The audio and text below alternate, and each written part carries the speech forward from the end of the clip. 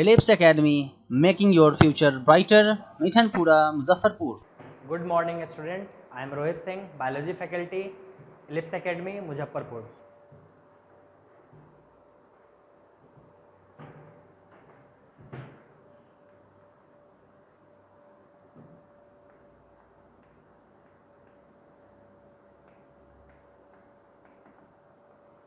Fertilisation, fertilisation का मतलब आप लोगों को पता है, fusion of male and female gametes. क्या मतलब होता है? Fusion of male and female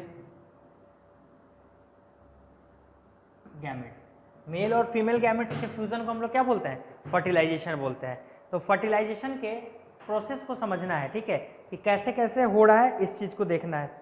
तो fusion of sperm and egg nucleus के अकॉर्डिंग देखते हैं। तो फर्स्ट पॉइंट क्या है, हम लोग का जो ओवम होता है,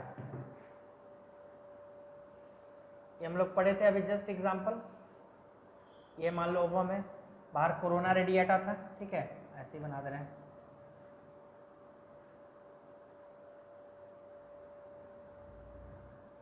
और यहाँ पे आया हम लोग का, आपको पता है मिलियन नंबर ऑफ स्पर्म आते हैं, तो जो पहले रीच करेगा वो कोरोना रेडिएटा, क्योंकि स्पर्म के ऊपर क्या होता है? एक्रोजोम बना होता है। वो कोरोना रेडिएटा जोना पेलेसोइडा सबको पेनिट्रेट करते हुए कहाँ पहुंचेगा? ओवम के पास पहुंचेगा, ठीक है। तो मिलियन नंबर में प्रेजेंट होते हैं, लेकिन जो पहले रीच करता है वो पहुंचा, ठीक है। पहुंचने के बाद ये अपने हेड को सिर्फ लेकर जाता है, टेल को क्या कर देता है? छोड़ देता है। तो इस पॉइंट को हम लोग पॉइंट वाइज सुनते चलेंगे, देखेंगे, क्योंकि आप लोगों को डेफिनेशन पता है, प्रोसेस क्या क्या होता है। तो फर्स्ट होता है penetration of the sperm into the ovum. First step क्या है? Penetration of sperm into the ovum, मतलब कि स्पर्म का पेनिट्रेशन हो रहा है ओवम के अंदर।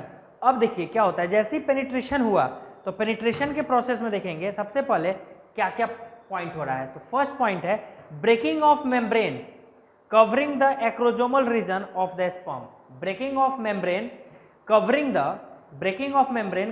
The acrosomal region of sperm.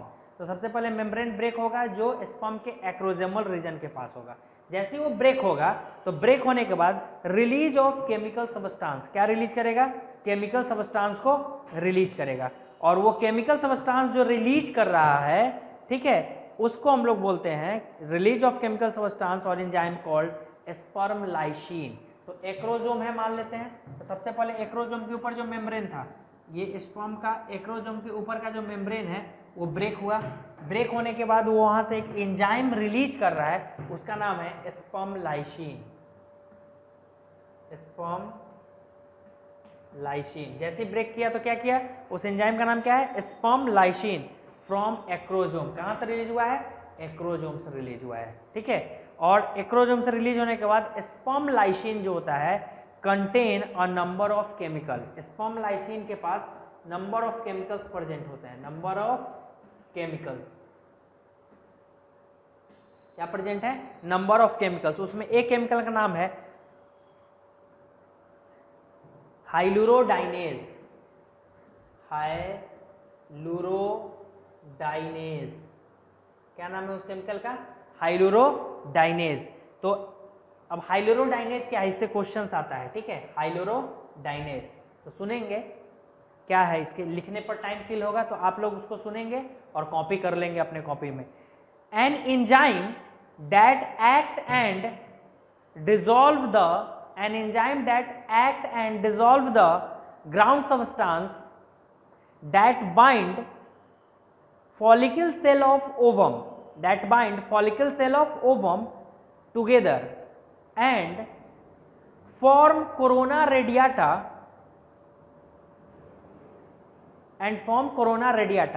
अब इसको समझिए कि कोरोना रेडिएटा को फॉर्म कराया, तो corona penetrating enzyme that dissolve corona radiata region. अब कोरोना रेडिएटा रीजन को पेनिट्रेट करने वाला जो एंजाइम होगा जो स्पर्म लाइसिन से रिलीज होगा वो उसको पेनिट्रेट करेगा।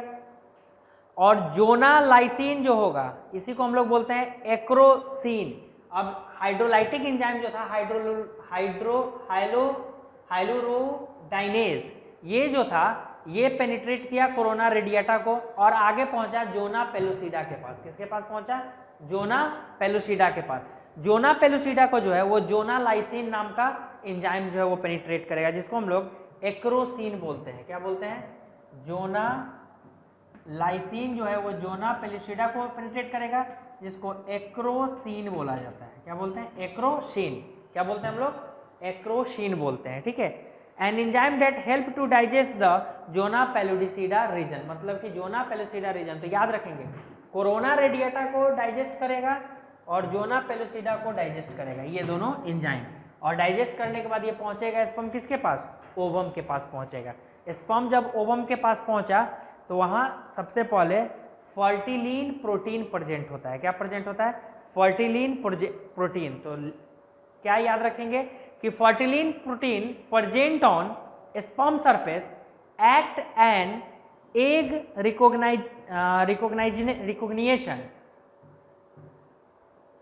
Recognition protein to recognize gamete of same species, मतलब कि जो ओवम है वो सेम स्पीसीज का है या नहीं, इसको रिकॉग्नाइज करने का काम करता है। कौन सा प्रोटीन? फर्टिलीन प्रोटीन। तो आपको बताएं पहले ही कि जैसे ही एक्रोजोम ब्रेक होता है तो बहुत सारा उसमें से एंजाइम या केमिकल्स निकलते हैं। तो हाइलुरोडाइनेज जो है वो कोरोना रेडिएटा, जो एक्रोसिन या जोना लाइसिन जो है जोना पेलुसिडा, और जब ओवम के पास पहुंचा तो स्पर्म जो है वो रिकॉग्नाइज करता है कि वो ओवम सेम स्पीसीज का है कि नहीं। उसके लिए कौन काम करता है? प्रोटीन काम करता है, जिसका नाम है फर्टिलीन प्रोटीन। क्या नाम है? Fertilin protein. और जब रिकॉग्नाइज हो गया तो sperm come in contact with zona pellucida, the acrosome turn inside out and release chemical and dissolve the vitelline and plasma membrane of the egg at the point of contact. अब वो सारा चीज penetrate करते हुए कहाँ पहुंचा? Point of contact के पास पहुंचा। तो entry of sperm in egg of cytoplasm, अब कहाँ पे पहुंच गया? एग ऑफ साइटोप्लाज्म के पास पहुंचा। तो हम लोग का प्रोसेस क्या था? पेनिट्रेशन किया। पेनिट्रेशन में देखें कि पहला ब्रेकडाउन हुआ, दूसरा क्या हुआ? केमिकल्स रिलीज किया, सारे केमिकल्स का प्रोसेस दिखाएं। उसके बाद फर्टिलीन प्रोटीन जो था वो रिकॉग्निशन का काम किया। उसके बाद sperm come in contact with zona pellucida जब हो चुका है तो वो एंट्री करेगा। एंट्री करने के बाद वो क्या करेगा? एग के साइटोप्लाज्म के पास पहुंचेगा। तो जब एग के साइटोप्लाज्म के पास पहुंच गया है तो entry of more sperm is prevented by chemical change of surface of egg. जैसे ही सरफेस ऑफ एग में एक स्पर्म इंटर कर गया है उसका केमिकल चेंज हो जाता है और बाकी स्पर्म के एंट्री को रोक दिया जाता है, ठीक है, मतलब रोक देता है। It ensure fertilization of egg with only one sperm called monospermy। तो ह्यूमन बीइंग का जो ओवम होता है वो एक ही स्पर्म से फर्टिलाइज करता है, इसलिए इसको हम लोग बोलते हैं मोनोस्पर्मी। ठीक है, तो यही पॉइंट है। It ensure fertilization of egg with only one sperm is known as monospermy. Clear? अब वो फर्टिलाइजेशन हो गया। फर्टिलाइजेशन हो गया तो फर्टिलाइजेशन के बाद का प्रोसेस है एक्टिवेशन ऑफ ओवम। किसका एक्टिवेशन होगा? सेकेंड नंबर पॉइंट है activation of ovum. Activation of ovum, ovum activate हुआ, ठीक है। तो एक्टिवेशन ऑफ ओवम जब कंप्लीट हुआ हमारा तो ओवम एक्टिवेट हो गया। एक्टिवेट होने के बाद अब वो अपना क्या करेगा? बॉडी को ब्रेक करेगा। ब्रेक करने के बाद कैसे चेंज इन फर्टिलाइजेशन होता है, तो वो सारा पॉइंट्स है। तो जैसे ही एक्टिवेशन हुआ ओवम का तो ओवम क्या करेगा? Sperm enter the ovum, it get activated and undergoes the second meiotic division. कौन सा डिवीजन करेगा? Second meiotic division. As a result of this secondary oocyte produce a haploid ovum and polar body. और finally haploid ovum या polar body जो था वो बना था। तो polar body ultimately degenerate and ovum contain haploid number of chromosome. और ovum के पास हैप्लॉइड नंबर ऑफ क्रोमोजोम है, इससे वो मिलना चाहेगा तो होगा fusion of sperm and egg nucleus. तो एक्टिवेशन के बाद क्या होगा? Fusion of sperm and egg nucleus. Sperm और एग के न्यूक्लियस में फ्यूजन हो गया। तो 3 स्टेप में फर्टिलाइजेशन किया। पहला penetration of sperm into the ovum, दूसरा एक्टिवेशन ऑफ ओवम, मतलब ओवम एक्टिवेट हुआ, सेकेंडरी ओसाइट जो बनाया, जहाँ पे हम लोग क्या पढ़े थे कि हैप्लॉइड नंबर ऑफ क्रोमोसोम होते हैं और जो सेकंड पोलर बॉडी होता है वो डिजेनरेट कर जाता है, और जब ओवम जो है जो हैप्लॉइड नंबर ऑफ है उससे मिलता है तो fusion of sperm and egg nucleus. जैसे ही फ्यूजन कंप्लीट होता है तो किसका फॉर्मेशन करता है, पढ़े हैं कि after completing the fusion zygote will be form. किसका फॉर्मेशन हुआ, जाइगोट का फॉर्मेशन हुआ। क्लियर, कोई दिक्कत नहीं है। तो जाइगोट का फॉर्मेशन हो चुका है। अब यहाँ से हम लोग देखेंगे कि जब जाइगोट फॉर्म कर गया है तो आगे कैसे प्रोसेस को एक्टिवेट करेगा। ठीक है,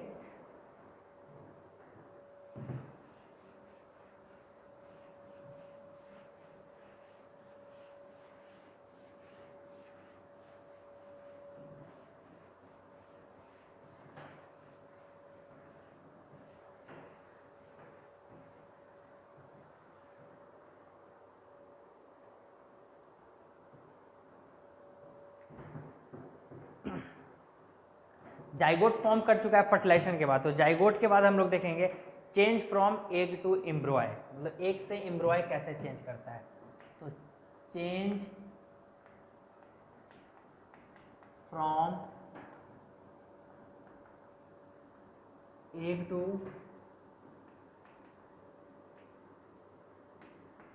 एम्ब्रॉय, एग से एम्ब्रॉय में चेंजेस देखना है हम लोग को। ठीक है, change from egg to embryo. तो इसका स्टेप वाइज प्रोसेस है। सबसे पहला प्रोसेस जो ये करता है, तो सबसे पहले जाइगोट बनता है। क्या बनता है, zygote.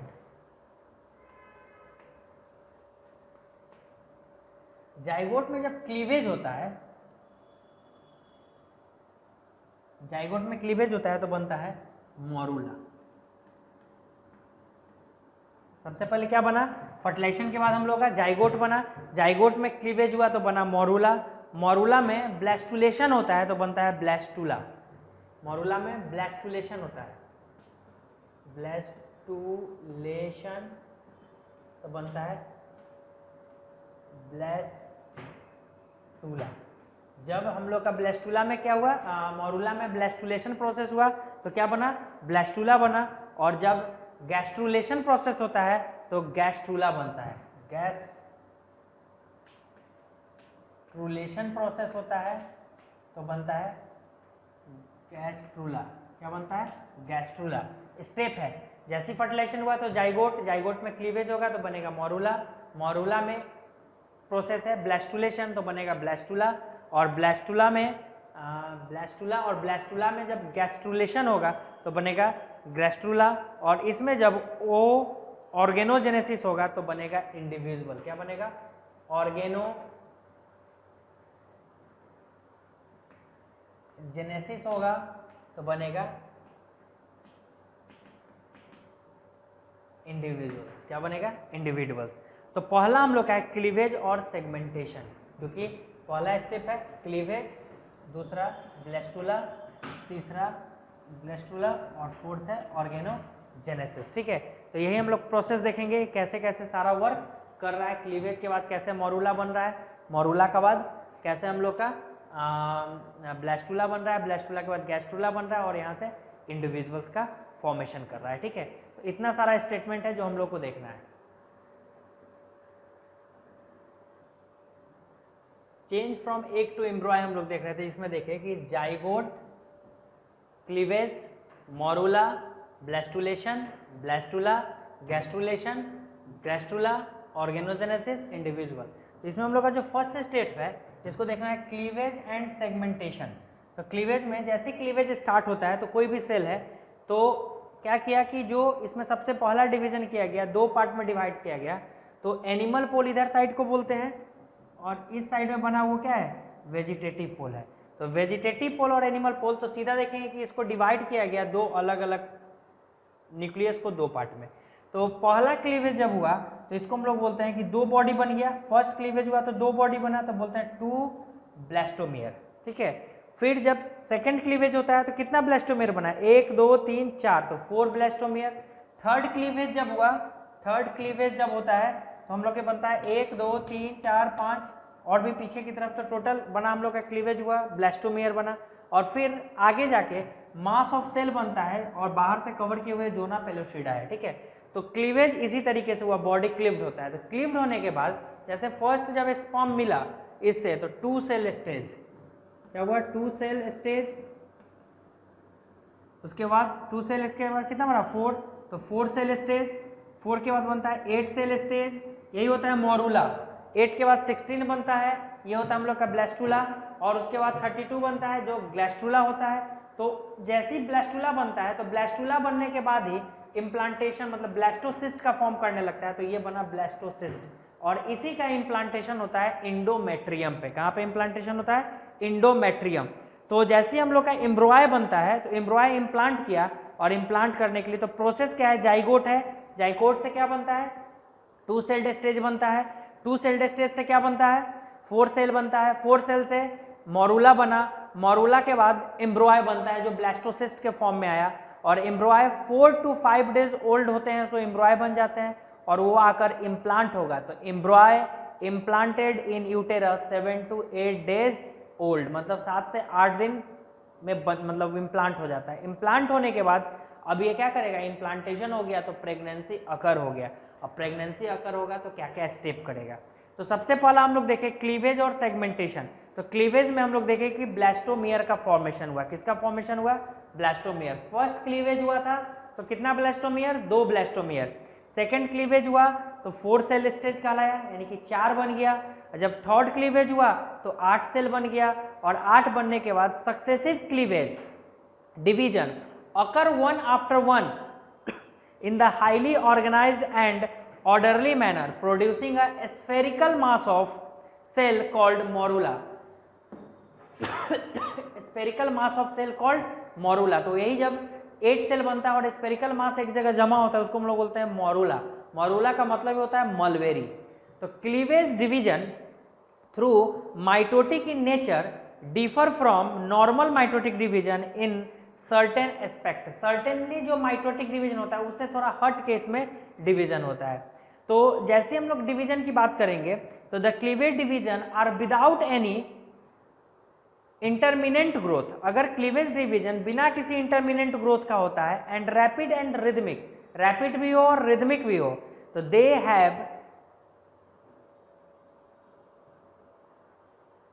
Assign Chrome, they have एसाइन, इसको हम लोग ऐसे बोल सकते हैं, they have asynchronous form the very beginning, they divide the zygote completely and hence are called holoblastic division. और जाइगोट कंप्लीटली डिवाइड हो जाता है इसलिए हम लोग बोलते हैं होलोब्लास्टिक डिवीजन। तो जाइगोट का डिवीजन हुआ और फाइनली होलोब्लास्टिक डिवीजन कहलाया। क्यों कहलाया, क्योंकि बीच में स्पेस खाली है। अब जब ये बना तो सेकंड स्टेप है हम लोग का क्लीवेज एंड सेगमेंटेशन के बाद सेकंड पॉइंट है ब्लास्टुलेशन। क्या है, ब्लास्टुलेशन। तो ब्लास्टुलेशन के बारे में क्या हम लोग को समझना है कि as the cell continue to further divide, जब सेल कंटिन्यू फर्दर डिवाइड करेगा, due to rearrangement of cell, a fluid filled cavity appear in the on the centre of morula, the cavity filled with liquid secreted by the trophoplast cell, and the cell of oviduct is called blastocoel or the segmentation cavity. The embryo is now called blastula or blastomeric vesicle और blastocyst. और इसीलिए finally एम्ब्रॉय को हम लोग blastocyst भी बोलते हैं, blastula भी बोलते हैं, और हम लोग उसको ब्लास्टोसोएल भी बोलते हैं। तो approximately 1 week after fertilization it is the blastocyst stage that get embedded into the thickened wall of uterus, and the process called implantation and pregnancy is said to be established. तो हम लोग क्या बोलेंगे, जैसे ही ये पहुंचा और इम्प्लांट किया, इस प्रोसेस को बोलेंगे इम्प्लांटेशन, एंड प्रेगनेंसी क्या होगा उसके बाद अकर करेगा, इसलिए बोलते हैं pregnancy is said to be established. Third step होता है जिसको बोलते हैं प्रेगनेंसी एंड एम्ब्रॉयनिक ब्लास्टुलेशन हो गया। और इसके बाद जो पढ़ना इंपॉर्टेंट ये स्टेप्स था, अब इसमें हम लोग को देखना है pregnancy and embryonic development. Pregnancy and embryonic development, तो प्रेगनेंसी और एम्ब्रॉयनिक डेवलपमेंट आएंगे। तो अब ये क्या करेगा, जैसे ही इम्प्लांट हुआ तो ये जो मास है, ये मास क्या करेगा, आगे अब क्रोनिक डेवलपमेंट करेगा और इस तरीके से फॉर्म करेगा।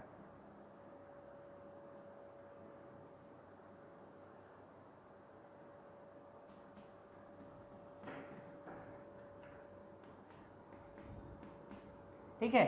अब ये बना तो इसको हम लोग बोलते हैं कि कैसे प्रेगनेंसी हुआ और एम्ब्रॉय का डेवलपमेंट हुआ। तो development of human blastocyst, human blastocyst develop किया और डेवलप करने के बाद अभी आगे फीटस का फॉर्मेशन स्टार्ट कर दिया। क्या कहलाएगा ये? फीटस कहलाएगा। तो क्या बोलेंगे कि as the embryo is implanted the pregnancy is established, that means implantation occurred. तो the attachment of blastocyst to thickened inner wall of uterus 7 to 8 days after fertilization is called implantation। 7 दिन fertilisation के बाद होगा तो हम लोग उसको क्या बोलेंगे? इम्प्लांटेशन बोलेंगे। और उसके बाद प्लेसेंटा का फॉर्मेशन होगा। फोर्थ स्टेप में किसका फॉर्मेशन होगा? Placenta.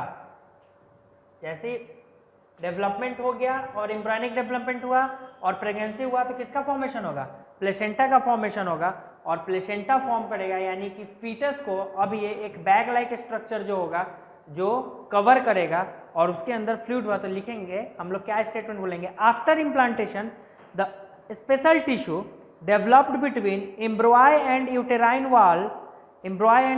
Wall, this tissue is called placenta. यानी कि development of a special tissue between embryo and uterine wall is known as placenta. Placenta का जो स्ट्रक्चर अगर देखेंगे हम लोग तो प्लेसेंटा का स्ट्रक्चर जो होता है वो डिस्क लाइक होता है। कैसा होता है? डिस्क लाइक स्ट्रक्चर होता है। नॉर्मली इसको अगर समझने के लिए देखना है तो एम्ब्रॉय होगा और प्लेसेंटा का स्ट्रक्चर ऐसा ही बनेगा, डिस्क लाइक होगा।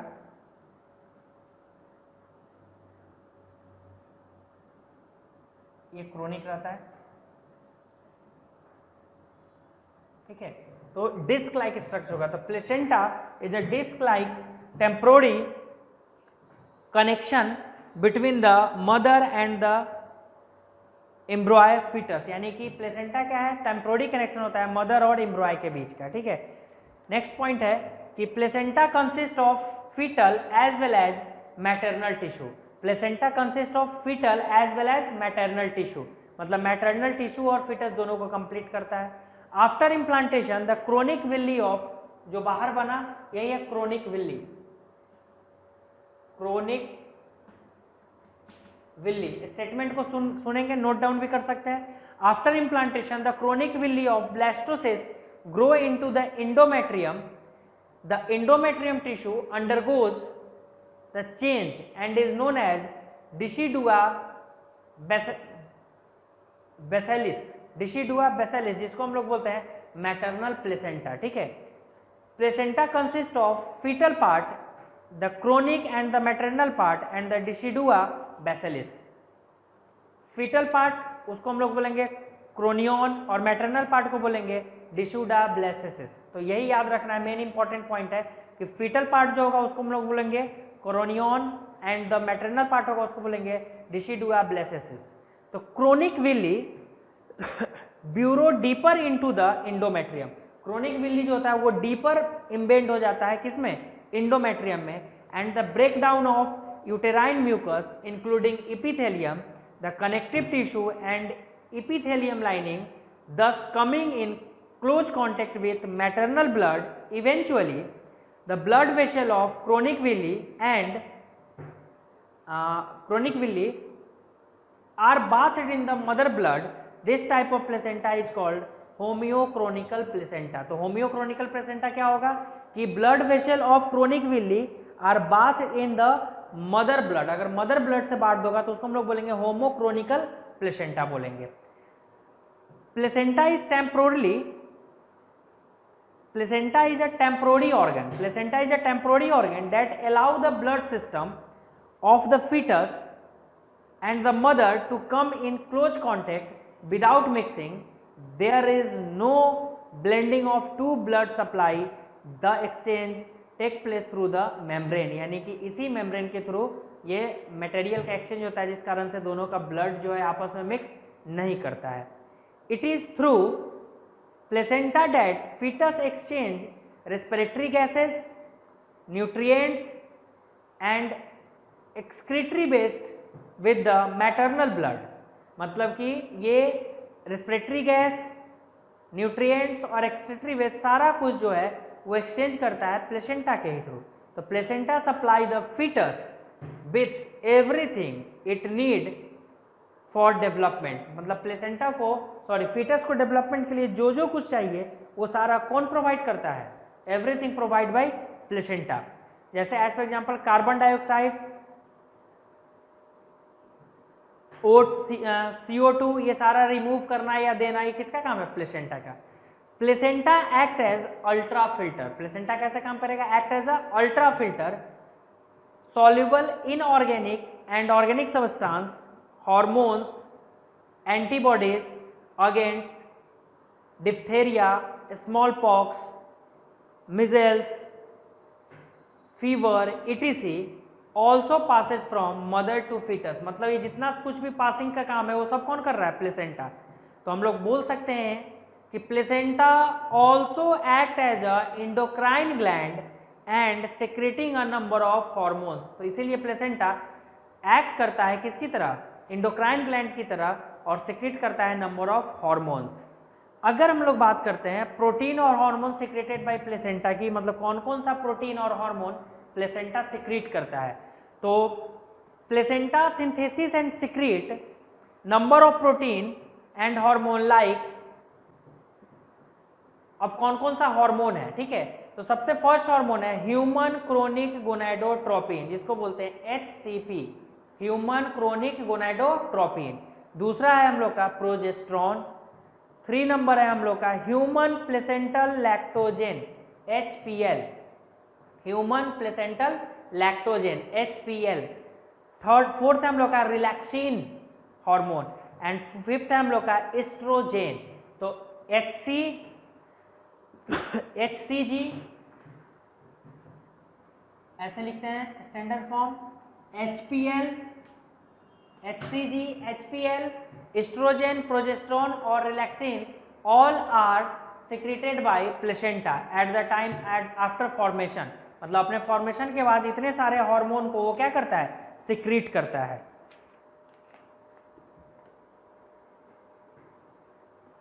अब देखिए, अगर हम लोग HGC की बात करते हैं, this hormone is secreted by chronic membrane of एम्ब्रॉय bye maintaining the corpus luteum. किसके मेंटेनिंग के लिए? Corpus luteum. HCG यानी कि human chronic gonadotropin keep the level of oestrogen and progesterone high and thereby prevent menstruation and further ovulation.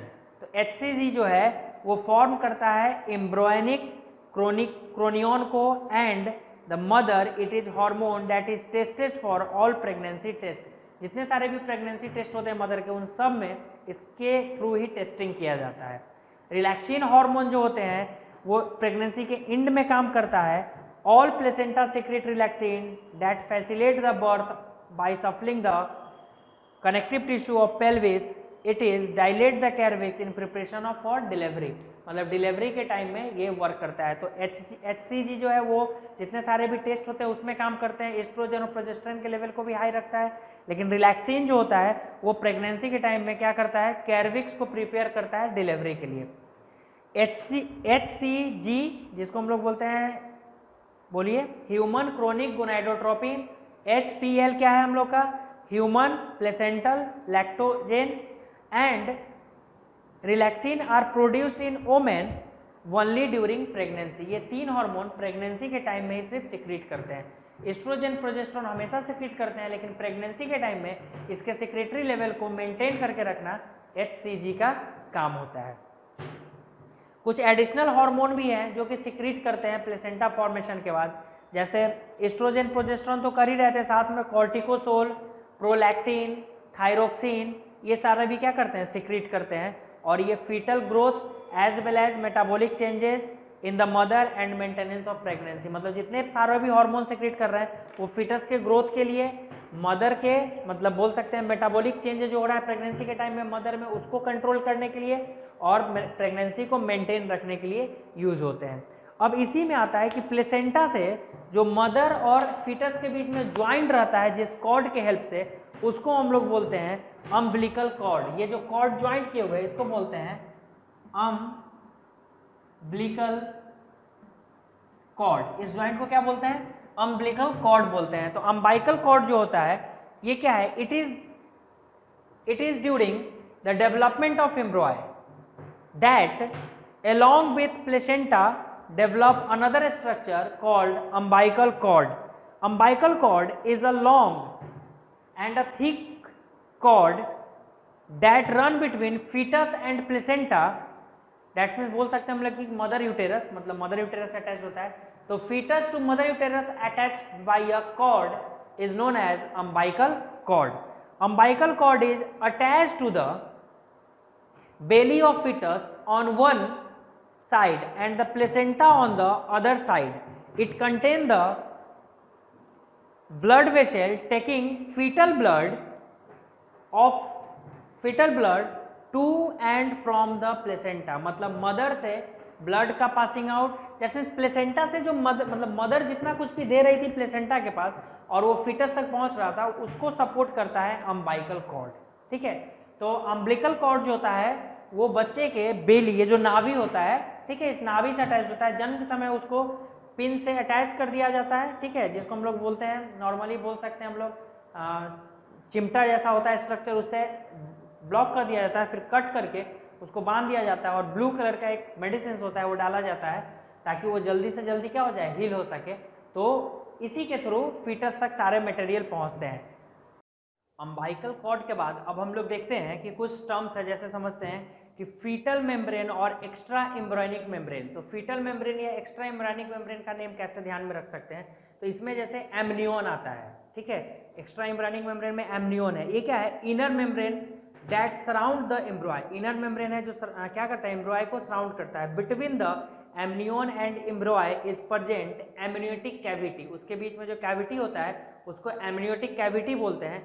Containing amniotic fluid, और उसके अंदर कौन सा फ्लूइड भरा रहता है, एमनियोटिक फ्लूइड भरा रहता है, जो कि मतलब उसका मेन जो है फंक्शन है कि प्रिवेंट डिसेक्शंस ऑफ एम्ब्रॉय, एम्ब्रॉय के डिसेक्शंस के लिए, या function as a shock absorber, और वो शॉक ऑब्जर्वर के लिए भी काम करता है।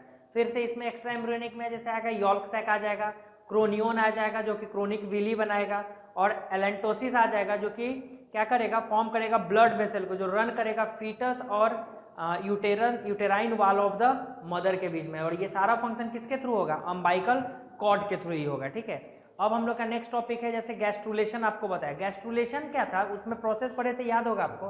ब्लैस्टूशन के बाद गैस्ट्रुलेशन हो रहा था, जिसको बोले कि गैस्ट्रुला का फॉर्मेशन कर रहा था, यानी कि प्राइमरी जर्म लेयर बनाने का काम जो होता है वो किसका होता है, गैस्ट्रुलेशन प्रोसेस में होता है। तो तीन तरीके से बनता है, एक इक्टोडर्म बनता है, दूसरा मेजो बनता है, मेजोडर्म, और तीसरा बनता है इंडोडर्म। ठीक है, ये तीन अलग अलग तरीके से बॉडी बनाते हैं। अगर इक्टोडर्म की बात करते हैं हम लोग, तो इक्टोडर्म में आउटर जो लेयर बनते हैं वो बनता है। तो यहाँ फिटस में क्या क्या बनता है, जैसे बनेगा आपका स्किन और स्किन ग्लैंड का फॉर्मेशन होगा, हेयर का फॉर्मेशन होगा, ब्रेन का फॉर्मेशन होगा, स्पाइनल कॉर्ड का फॉर्मेशन होगा, नर्व्स का फॉर्मेशन होगा, माउथ लाइनिंग का फॉर्मेशन होगा, लेंस ऑफ आई बनेगा, इनर ईयर बनेगा, और एड्रेनल मेडुला का फॉर्मेशन कराएगा। लेकिन मेजोडर्म में जब आएंगे तो यहाँ पे मिडिल लेयर ऑफ एम्ब्रॉय बनेगा, यहाँ पे ये क्या करेगा, नोटोकॉर्ड या स्केलेटन का फॉर्मेशन करेगा, मसल्स बनाएगा, हार्ट का फॉर्मेशन करेगा, ब्लड वेसल का फॉर्मेशन करेगा, किडनी का फॉर्मेशन करेगा, और गोनाड्स का फॉर्मेशन करेगा।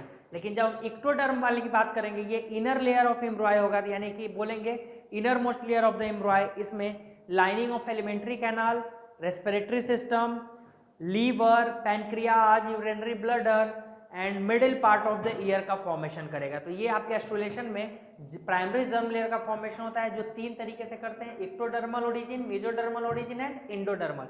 तो इक्टोडर्म में क्या क्या फॉर्म हो रहा है, मेजोडर्म में क्या क्या फॉर्म हो रहा है, इंडोडर्म में क्या क्या फॉर्म हो रहा है, आपको ये बताया गया। ठीक है, नेक्स्ट हम लोग का पॉइंट है development of human एम्ब्रॉय। Development of human एम्ब्रॉय, ठीक है, तो ह्यूमन एम्ब्रॉय के डेवलपमेंट की बात करेंगे तो फर्स्ट ट्राइमेस्टर बनेगा, सेकेंड ट्राइमेस्टर बनेगा, और थर्ड ट्राइमेस्टर बनेगा। मतलब तीन पार्ट में बनेगा। फर्स्ट ट्राइमेस्टर जो होगा 1 to 3 मंथ का होगा, सेकेंड जो होगा 3 to 6 मंथ का होगा, और थर्ड जो होगा वो 6 to 9 मंथ्स का होगा।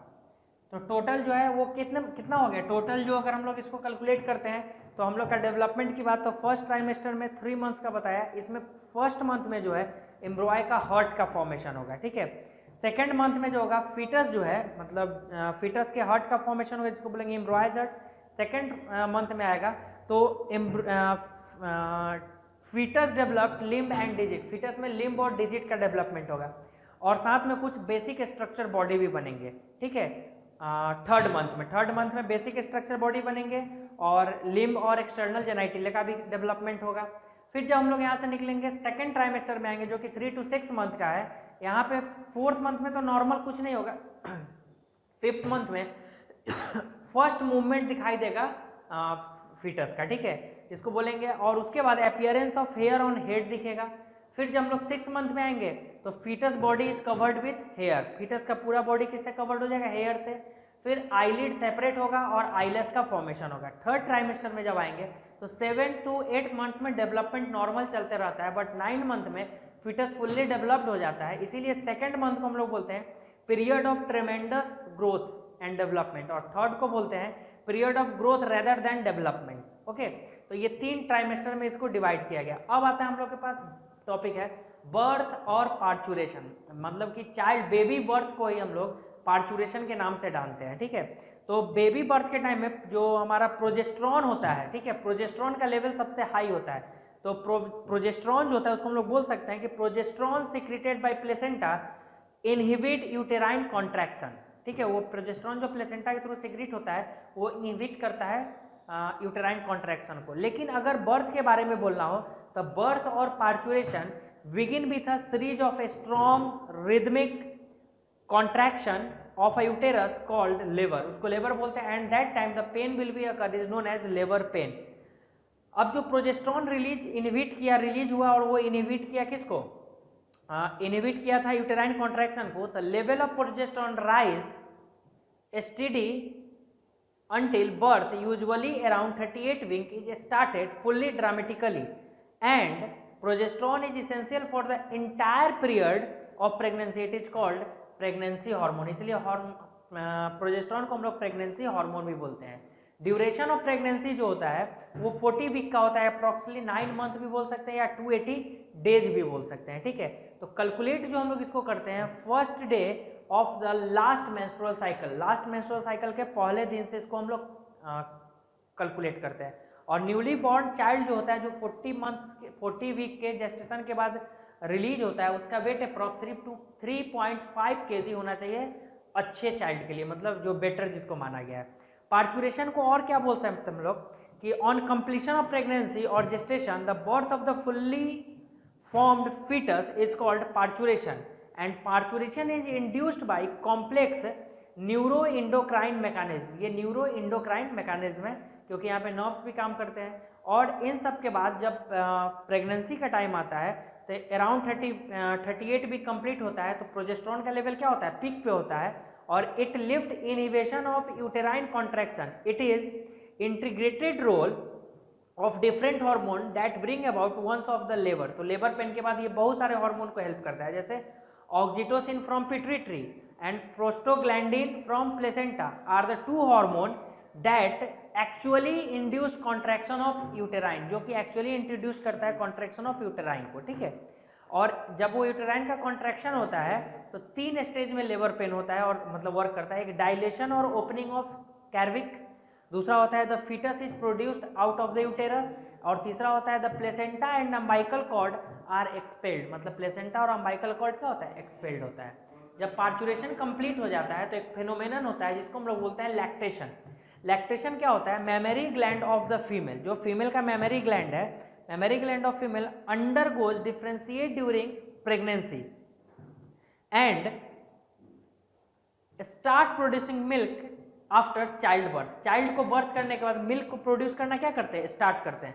तो मिल्क के प्रोडक्शन के बाद उसमें मिलता है कोलेस्ट्रॉल जो कि येलो इन कलर होता है और इसके पास एंटीबॉडीज प्रेजेंट होते हैं, साथ में हाई अमाउंट में प्रोटीन भी होते हैं और हाई अमाउंट में कैलोरीज भी होते हैं। इसीलिए बोला जाता है फर्स्ट 6 मंथ जो होता है चाइल्ड को मदर ब्रेस्ट फीडिंग कराना चाहिए, जिससे क्या होता है उसके अंदर नेचुरल एंटीबॉडीज जाएंगे, प्रोटीन का लेवल बढ़ेगा और उसके अंदर हाई कैलोरीज वैल्यू होगा, ठीक है। तो ये जो पॉइंट्स था इतना सारा हम लोग का था लैक्टेशन को लेके। तो लैक्टेशन का बोल सकते हैं कि after birth the milk will be produced by the female, this phenomenon this period is known as lactation period. लेकिन मोस्ट वांटेड क्वेश्चंस क्या आते हैं बोर्ड्स में और बोर्ड्स के अलावा नीट में भी आप सॉल्व आउट कर सकते हैं। कुछ पॉइंट्स है जो मैं आपको बता रहा हूँ, आपको डिफ्रेंशिएट करना है खुद से। जैसे अगर आपको दे दिया primary sex organ, secondary sex organ, first difference, second vas deferens, vas efferent, third isogamy, anisogamy, Graafian follicle, corpus luteum, proliferative phase, excretory phase, corona radiata, zona pellucida, morula, blastula, blastula gastrula, और difference between endoderm, mesoderm and endoderm origin of embryo. ये सब अगर आप difference ध्यान में रखते हो तो आपसे ऑब्जेक्टिव क्वेश्चन भी बनेगा और लॉन्ग क्वेश्चंस भी बनेगा। Okay, thank you.